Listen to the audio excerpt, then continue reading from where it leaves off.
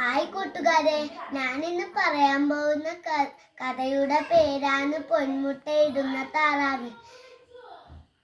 പണ്ട് പണ്ടൊരു നാട്ടില് കൃഷിക്കാരനുണ്ടായിരുന്നു. ആ കൃഷിക്കാരൻ നല്ല സുന്ദരിയായ താറാവുണ്ടായിരുന്നു. ആ കൃഷിക്കാരൻ രാവിലെ കൂട്ടിലേക്ക് ചെന്ന് നോക്കുമ്പോ ആ താറാവ് നല്ല സുറന്ന മുട്ടയിട്ടിട്ടുണ്ടാകും. ആ മുട്ടകളെല്ലാം ചന്തയിൽ പോയി വിറ്റു. ആ കൃഷിക്കാരൻ വെള്ള പണക്കാരനായി.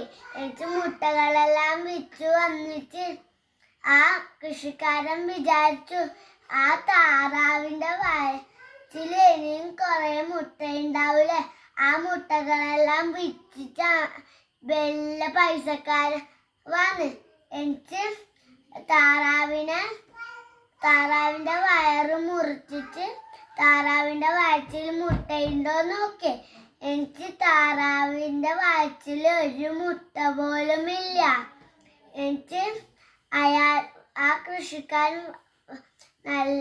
കൃഷിക്കാരന് ഭയങ്കര സങ്കടം വന്നു.